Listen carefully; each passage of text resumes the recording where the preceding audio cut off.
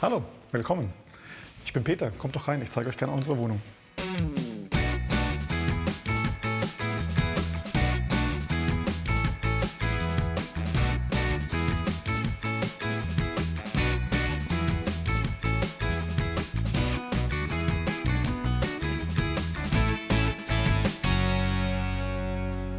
Ja, wie ihr seht, ist das eine Altbauwohnung.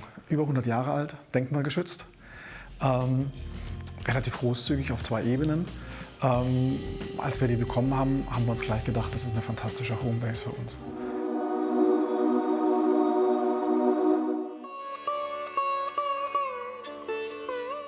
Die Bank haben wir vor einigen Jahren in Cochin in Indien entdeckt. Offen gesagt sah sie dort kleiner aus, als sie dann bei uns tatsächlich angekommen ist. Als der Truck dann nach ein paar Monaten aus dem Container kam und diese Bank auf der Straße stand, haben wir mal schwer geschluckt. Irgendwie habe ich immer gewusst, dass ich mal eine Wohnung habe, in der sie reinpassen wird. Wir haben ja so eine Replika von einem Nashorn, das uns hier ganz liebevoll zublinzelt. Es gibt ein ganz wunderbares Geschäft in Paris, das wir regelmäßig besuchen, weil es einfach so skurril ist. Es ist De Rolle in der Rue du Bac. Wir waren mal wieder dort und dann hat mich der Kollege einfach so nett angeschaut, dass wir gar nicht anders konnten, als zuzugreifen. Und seitdem ist das unser neuer Mitbewohner hier.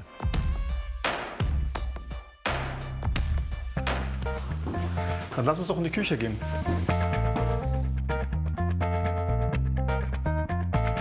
Eigentlich einer unserer wichtigsten Räume, weil wir wahnsinnig gerne kochen. Fast der Grund, warum wir die Wohnung gekauft haben. Ja, wie ihr seht, ist die Küche blau. Und das Blau kommt eigentlich daher, dass wir die historische Architektur aufgenommen haben. Ihr seht in den alten Fliesen, da oben diese kleine Bordüre, die in einem dunkelblau ist, die hat ein bisschen das Thema vorgegeben. Und wenn wir gleich durch die Wohnung sehen, seht ihr, dass keiner der Räume gleich ausschaut. Jeder Raum hat seine eigene Farbstellung, seine eigene Energie, sein eigenes Thema. Ja, auch die kleinen Räume sind wichtige Räume. Wie man sieht, die Wand dort ist magnetisch. Dort gibt es, wenn man auf der Toilette sitzt, ein bisschen was zu tun. Man kann Poesie machen.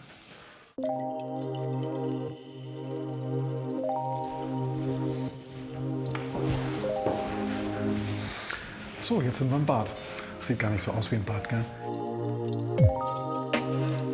Das war uns wirklich wichtig. In Deutschland haben wir ja das Wort Nasszelle. Das ist ja ganz gruselig. Wir fanden immer, dass ein Bad natürlich ein Stück Lebensraum ist.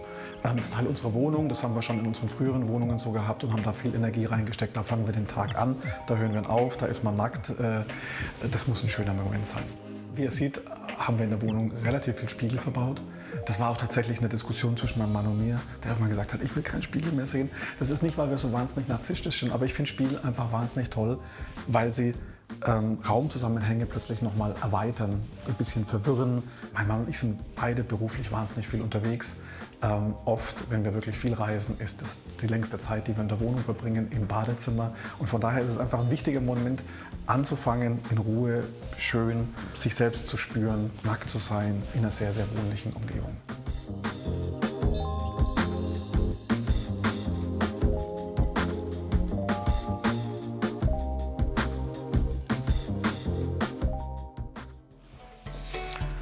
Dann gehen wir mal ins Esszimmer.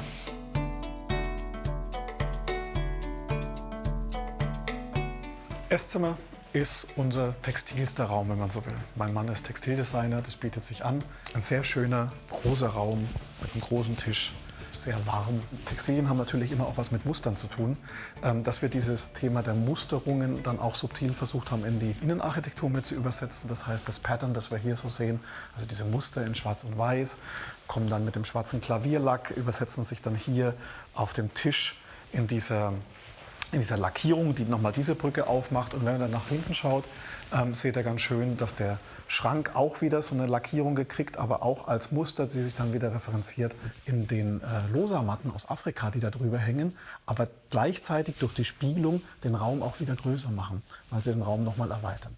Und so, das macht natürlich wahnsinnig viel Freude, diese Schichten einzubauen und diese kleinen Erzählungen einzubauen. Man sieht nicht alles auf den ersten Blick und genauso soll es sein. Man freut sich aber ganz lange drüber.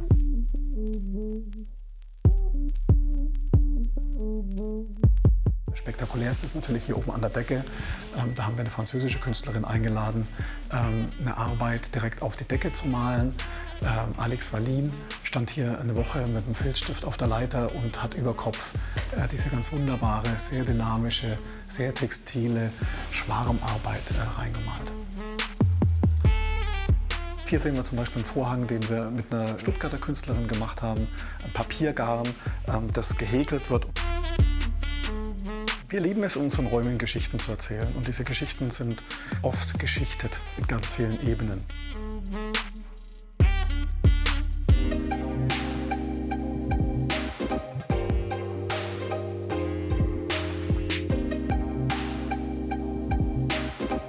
Ja, unser kleinster Raum, der Erker. Ich glaube, man begreift hier ganz schön das Collageprinzip. Jetzt haben wir gerade das bisschen stillere, sanfte, textile Zimmer gesehen. Hier gehen wir quasi in so eine Art Op-Art Grafik. Die reagiert natürlich auch auf eine Kunst, die wir schon hatten von Hans Kuppel, wie hier diese Aluminiumarbeit in Blau, die sehr, sehr bold ist. Mein Mann hat dazu diese Tapete entwickelt, die da einen ganz schönen Rückraum aufmacht. Und den kontern wir wieder mit ganz analogen Sachen, wie zum Beispiel hier dieser Tischbank. Das ist noch ein alter Prototyp von E15, ein Möbel, das wir immer geliebt haben, weil es so eine ganz schöne archaische Form hat. Das steht auf einem ganz alten usbekischen Teppich wieder, der mit seinem Muster, diesem Zickzack, eine Relation aufbaut zu dieser Op-Art-Tapete.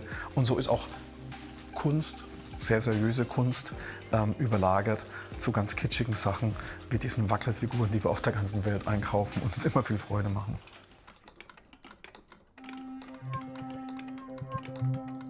Wir finden diese Kontraste einfach wahnsinnig spannend, weil sie uns, für uns ist es Freiheit des Denkens.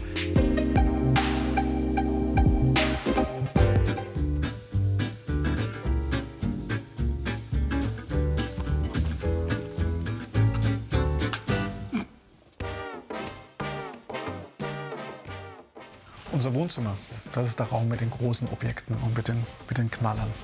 Ein großer Kamin, das große Sofa. Das sind sehr viele große runde Dinge oder rundliche Dinge. Wir sehen, dass hier die Arbeit an der Wand ist, der Kamin, die große Lampe, so ein Element hier bis hin zu der Leuchte. Dort picken wir sozusagen immer wieder große organische, runde Sachen. Wir sehen hier den Teller und wird dann vervollständigt durch so große polygonale Sachen, wie zum Beispiel hier diese Arbeit von Florian Baudrechsel aus Pappe, so eine Archaik hier aus der Wand rausbricht und die dann wieder so einen Widerhall hat in diesem sehr polygonalen Teppich, der aber so unglaublich soft und weich ist, dass man richtig einsinkt und gerne, wenn man mit Freunden hier zusammensitzt, lange auf dem Boden sitzt, spät Nacht in den Kamin schaut.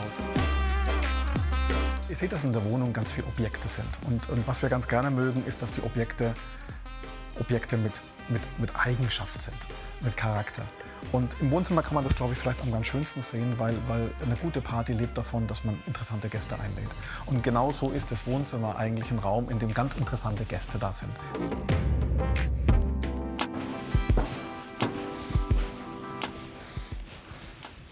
Unser Schlafzimmer oder unsere Bibliothek oder unser Schlafzimmer.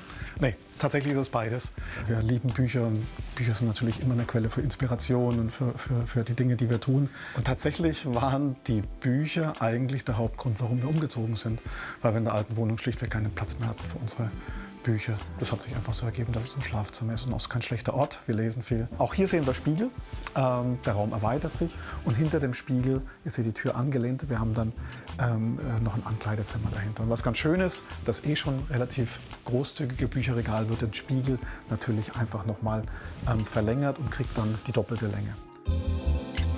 Und auch hier seht ihr, wie mit diesen Spiegeln und Formen plötzlich wie so eine Art kleines Spiegelkabinett entsteht. Wie ihr seht, sind in unserer Wohnung ganz unterschiedliche Sachen verbaut. Teure Sachen, billige Sachen, Sachen, die wir im Antikstore gefunden haben, Sachen, die sicherlich Seltenheitswert haben. Und ich finde das eigentlich ganz wichtig, weil das macht ja Wohnen letzten Endes persönlich. Am Schluss sind es alles bloß Dinge. Der Wert liegt ja in deiner eigenen Geschichte, die du damit verbindest. Und das ist eigentlich das Wesentliche.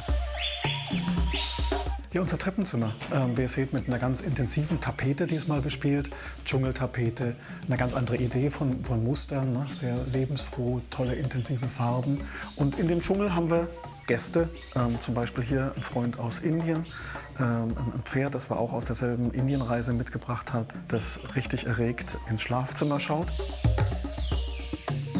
Und wie man sieht, ist es auch ganz schön inszeniert dann mit dieser Glasscheibe, die dahinter ist, in so einem getönten Glas, die diesem Objekt wieder einen ruhigen Hintergrund gibt, aber eben nicht komplett zu ist. Ja, jetzt sind wir in unserer oberen Etage, unserem Study oder wie der Amerikaner vielleicht auch sagen würde, im Den mit wahnsinnig viel Licht, Ausblick über die Stadt. Und gleichzeitig ist es auch ein Bereich, wo wir Gäste gerne haben, die übernachten können. Wir haben noch mal ein zweites Bad hier oben, das auch eine Dampfdusche ist. Wir haben ganz viel Tageslicht und das ist natürlich wahnsinnig schön, wenn man hier arbeiten will. Der Gedanke ist frei, man kann weit gucken. Auf der anderen Seite ist hier auch so ein bisschen so eine Cozy Corner, wo wir Fernsehen schauen können. Ähnlich wie im Wohnzimmer haben wir uns hier Gäste eingeladen mit viel Charakter. Wir haben hier ganz viele Sukkulenten und wir mögen Sukkulenten eigentlich ganz gerne und Kakteen, weil die auch alle voll Persönlichkeit sind. Das sind alles interessante Formen, die hier zusammenkommen. Der schlanke, dünne, die bullige, dicke und das mögen wir eigentlich ganz gerne. Das war's mit der SBA Room Tour. Ich hoffe, euch hat's gefallen. Wenn ihr noch mehr spannende Geschichten und Wohnungen sehen wollt, klickt hier. Ich muss jetzt noch was arbeiten. Schön, dass ihr da wart. Bis bald. Ciao.